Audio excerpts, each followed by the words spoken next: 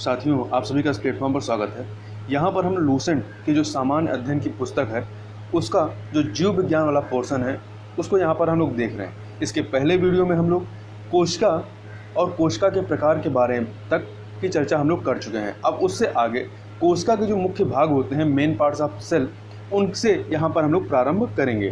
तो चलिए प्रारंभ करते हैं, कोशिका के मुख्य भागों को देखते हैं। इसमें पहला आता है कोशिका भित्ति या सेल वॉल।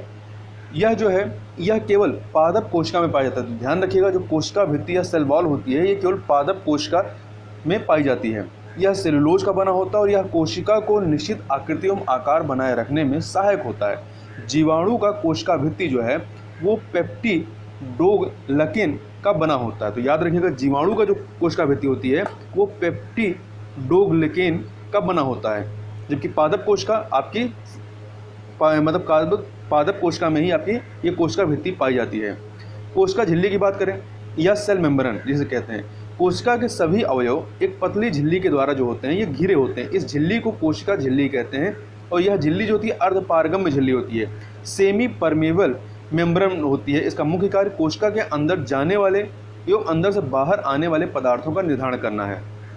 अगला है तारककाय या सेंट्रोसोम।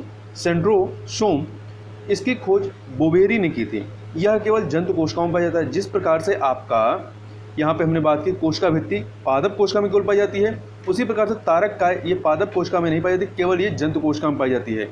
तारककाय या सेंट्रोसोम के अंदर एक या दो कण जैसी संरचना होती है जिन्हें सेंट्रियोल कहते हैं। समसूत्री विभाजन में यह ध्रुव का निर्माण करता है। ये जो सेंट्रियोल होते हैं ये ध्रुव का निर्माण करते हैं। अगला है चौथा अंतःप्रद्रव्य जालिका एंडोप्लाज्मिक रेटिकुलम।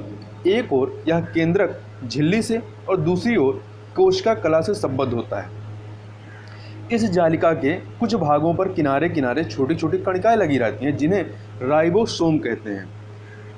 ये जो अंतःप्रद्रव्य जालिका एंडोप्लाज्मिक रेटिकुलम है, इसका मुख्य कार्य उन सभी वसाओं व प्रोटीनों का संचरण अर्थात ट्रांसपोर्टेशन करना है जो कि विभिन्न झिल्लियों मेम्ब्रेन जैसे कि कोशिका झिल्ली, केंद्रक झिल्ली आदि का निर्माण करते हैं।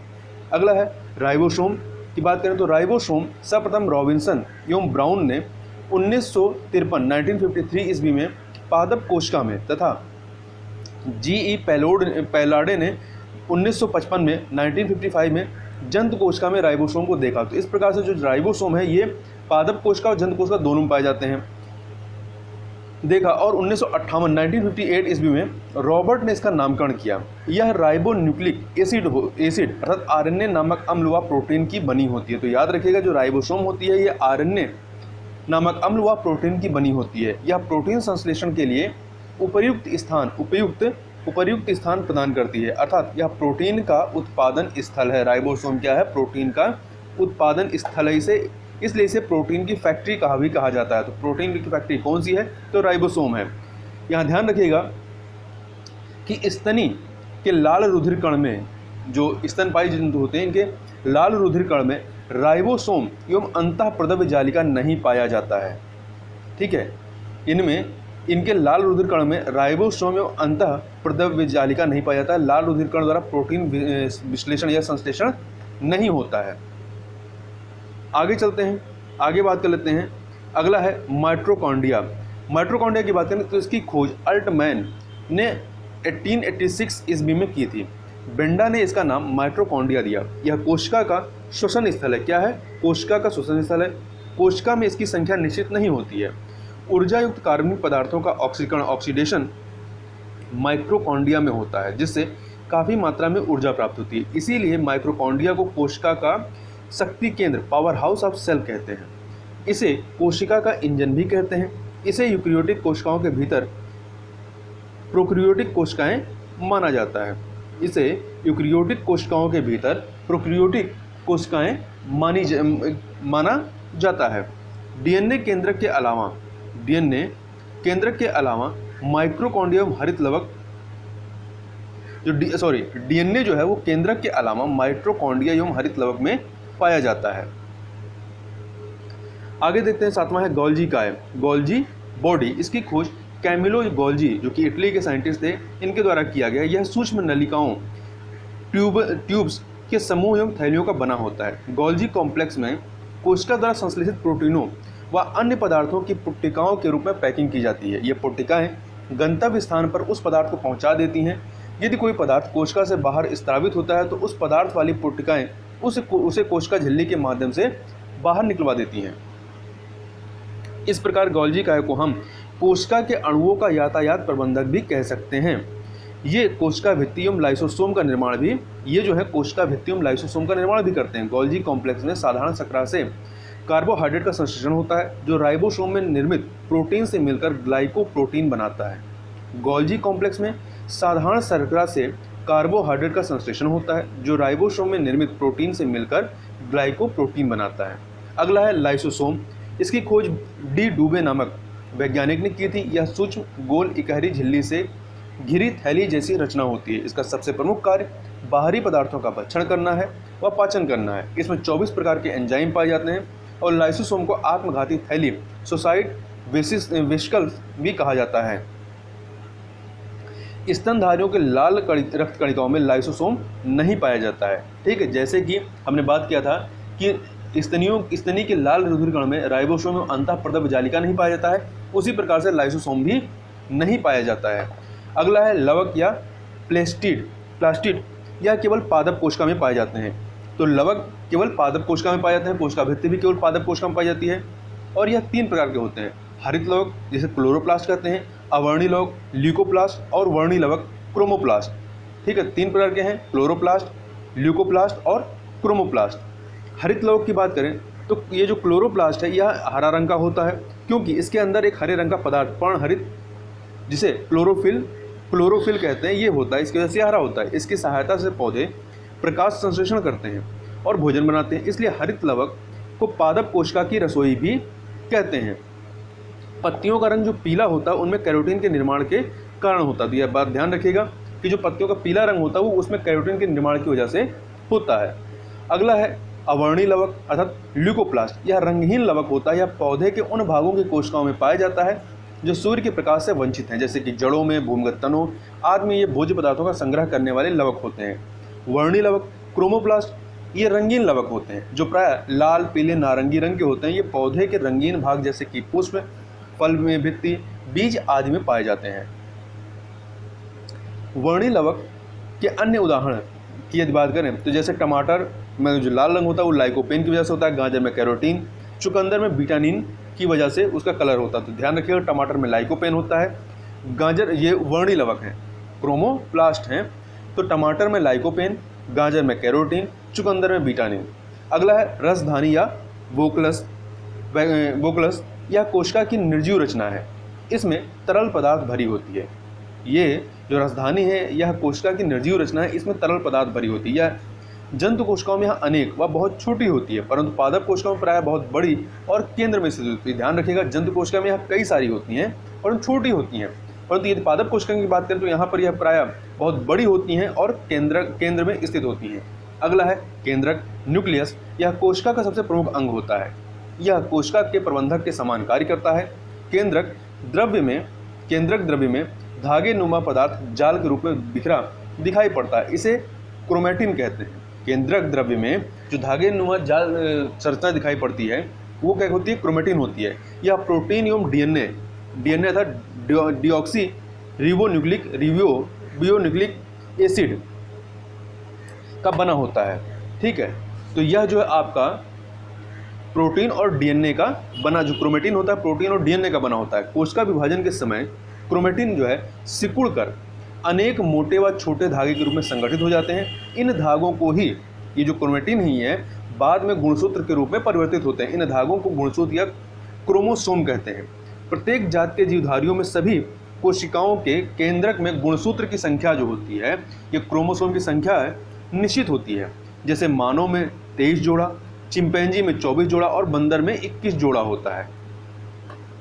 तो चिंपैंजी में मानव से 1 ज़्यादा और बंदर में मानव से 2 कम होता है।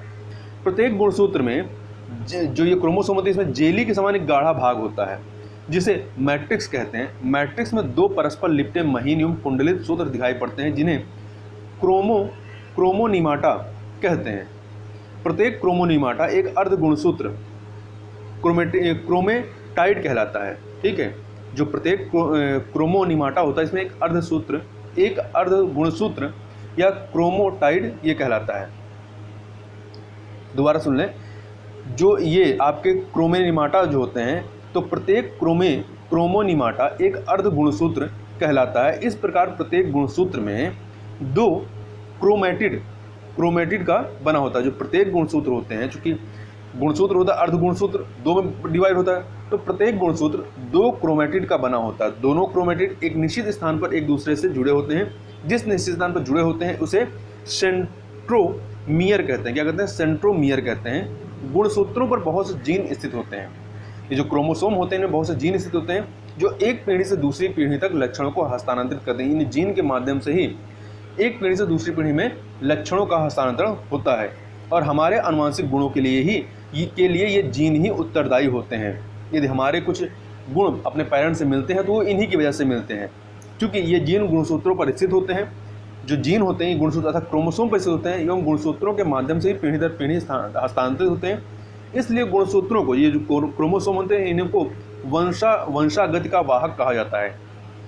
क्रोमेटिन के अलावा केंद्रक में एक सघन गोल रचनाएं दिखाई पड़ती हैं। जो क्रोमेटिन होता है, क्रोमेटिन के अलावा केंद्रक में एक सघन गोल रचनाएं दिखाई पड़ती हैं। इसे केंद्रिका न्यूक्लियस कहते हैं। इसमें राइबोसोम के लिए आरएनए का संश्लेषण होता है, अर्थात राइबोन्यूक्लिक एसिड का संश्लेषण होता है। अब डीएनए एवं आरएनए की संरचना की बात कर लेते हैं। डीएनए और आरएनए की संरचना, तो डीएनए की अधिकांश मात्रा जो है ये केंद्रक में होती है, यद्यपि कुछ मात्रा माइक्रोकॉन्ड्रिया तथा हरित लवक में भी मिलती है। तो याद रखिएगा डीएनए कहाँ कहाँ पाया जाता है। डीएनए पॉलीन्यूक्लियोटाइड होता है, पॉलीन्यूक्लियोटाइड होते हैं। पॉलीन्यूक्लियोटाइड चेंज डीएनए, जो इसमें न्यूक्लियोटाइड होता है, ये इसके 2 पार्ट होते हैं। न्यूक्लियोटाइड के 2 पार्ट होते हैं, एक न्यूक्लियोसाइड होता है और दूसरा फॉस्फेट होता है। न्यूक्लियोसाइड में एक तरफ सुगर 2 पार्ट होते हैं, सुगर और बेस के रूप में। तो जिसका बेस होता है या क्षार, डीएनए में उपस्थित क्षार जो है 4 प्रकार के होते हैं। कौन कौन से? एडेनिन, गुआनिन, थाइमिन और साइटोसिन। तो याद रखिएगा एडेनिन, गुआनिन, थाइमिन और साइटोसिन। डीएनए में अणु संख्या के आधार पर जो एडेनिन है ये सदैव थाइमिन से मतलब ए जो है टी से, साइटोसिन जो ये है ये सदैव गुआनिन से जुड़ा होता है। तो इस प्रकार से इनका एडेनिन ये आपका थाइमिन से जुड़ा होता है, गुआनिन जो है साइटोसिन से। तो ATGC, इस प्रकार से ATGC इनका जोड़ बनता है। तो देखिए एडेनिन व थाइमिन के बीच 2 हाइड्रोजन आबंध होते हैं। यहाँ पे आप देख सकते हैं एडेनिन और थाइमिन के बीच में 2 हाइड्रोजन आबंध होते हैं तथा साइटोसिन व गुआनिन के बीच में 3 हाइड्रोजन आबंध होते हैं। सन 1953 में 1953 ईस्वी में जेडी वाटसन एवं क्रिक ने डीएनए की द्विकुंडलित संरचना मॉडल, डबल हेलिक्स मॉडल प्रतिपादित किया। इस काम के लिए इन दोनों को 1962 ईस्वी में नोबेल पुरस्कार दिया गया था। जेडी वाटसन एवं क्रिक को किसके लिए दिया गया था? डीएनए की द्विकुंडलित संरचना मॉडल के लिए। डीएनए का कार्य क्या होता है? यह सभी आनुवंशिक क्रियाओं का संचालन करता है। जीन जो है इसकी इकाई होती है। डीएनए की इकाई क्या है? जीन है। यह प्रोटीन संश्लेषण को नियंत्रित करने का कार्य करता है। आरएनए का निर्माण ट्रांसक्रिप्शन के माध्यम से, तो आरएनए का जो निर्माण होता है इसे ट्रांसक्रिप्शन कहते हैं, क्योंकि डीएनए से ही आरएनए का संश्लेषण होता है। इस क्रिया में डीएनए की एक श्रृंखला पर आरएनए की न्यूक्लियोटाइड आकर जुड़ जाती है। इस प्रकार एक अस्थायी डीएनए आरएनए संकर का निर्माण होता है। इसमें नाइट्रोजन बेस थाइमिन के स्थान पे, इसमें जो नाइट्रोजन बेस थाइमिन है इसके स्थान पर यूरेसिल होता है। थाइमिन यहाँ हमने देखा था, एडेनिन और थाइमिन जुड़ते हैं ना, तो यहाँ पे थाइमिन की जगह पे, टी की जगह पे ये यूरोसिल होता है। कुछ समय बाद आरएनए की समजात श्रृंखला अलग हो जाती है। आरएनए जो होते हैं ये 3 प्रकार के होते हैं। जो आपका आरएनए है ये 3 प्रकार का होता है। आरआरएनए अर्थात राइबोसोमल आरएनए, ये राइबोसोम पर लगे रहते हैं और प्रोटीन संश्लेषण में सहायता करते हैं। टीआरएनए ट्रांसफर आरएनए, यह प्रोटीन संश्लेषण में विभिन्न प्रकार के अमीनो अम्लों को राइबोसोम पर लाते हैं। तो जो आरआरएनए थे ये राइबोसोम पर लगे होते हैं और प्रोटीन संश्लेषण में सहायता करते हैं। जो टीआरएनए होता है यह भी प्रोटीन संश्लेषण में सहायता करता है और प्रोटीन संश्लेषण में विभिन्न प्रकार के अम्लों को राइबोसोम पर लाते हैं जहां पर प्रोटीन बनता है। प्रोटीन बनने की जो अंतिम क्रिया है इसको ट्रांसलेशन कहते हैं। क्या कहते हैं? ट्रांसलेशन कहते हैं। आगे चलते हैं। आगे तीसरा जो इसका प्रकार है वो mRNA है, मैसेंजर आरएनए। यह केंद्रक के बाहर विभिन्न आदेश लेकर के अमीनो अम्ल को चुनने में मदद करता है। डीएनए और आरएनए में मुख्य अंतर की बात करें तो डीएनए जो है इसमें डाईऑक्सी राइबोस सकरा होती है, जबकि आरएनए में राइबोस सकरा होती है। जो डीएनए होता है इसमें जो बेस होता है वो एडेनिन, ग्वानिन, थाइमिन और साइटोसिन होता है, जबकि आरएनए में थाइमिन की जगह पे यूरेसिल आ जाता है। यही परिवर्तन होता है। डीएनए यह मुख्यतः केंद्रक में होता है, परंतु केंद्रक के अलावा माइक्रोकॉन्ड्रिया और हथलग में भी पाया जाता है। और आरएनए यह केवल केंद्रक एवं कोशिका द्रव्य दोनों, यह जो आरएनए है यह केंद्रक में तो पाया जाता है, इसके अलावा कोशिका द्रव्य में भी पाया जाता है। अब थोड़ा सा हम लोग पादप एवं जंतु कोशिका में जो मुख्य अंतर है उसको भी एक बार देख लेते हैं। तो पादप कोशिका इसमें कोशिका भित्ति पाई जाती है, जबकि जंतु कोशिका में कोशिका भित्ति जो होती है वो नहीं पाई जाती है। पादप कोशिका में लवक पाए जाते हैं, जबकि ये जो लवक होते हैं जंतु कोशिका में नहीं होते हैं। पादप कोशिका में तारककाय सेंट्रोसोम नहीं होता है, जबकि जंतु कोशिका में तारककाय सेंट्रोसोम पाए जाते हैं। रिक्ति पादप कोशिका में रिक्तिका होती है, जबकि रिक्तिका जो है बड़ी होती है इसमें, जबकि जंतु कोशिका में रिक्तिका छोटी होती है। पादप कोशिका इसका आकार लगभग आयताकार होता है, जबकि जंतु कोशिका का आकार लगभग वृत्ताकार होता है। अब इससे जो आगे कोशिका विभाजन की बात है, सेल डिवीजन, इसकी चर्चा हम लोग नेक्स्ट वीडियो में करेंगे। तो इस वीडियो में बस इतना ही। मिलते हैं नेक्स्ट वीडियो में, तब तक के लिए बहुत बहुत धन्यवाद।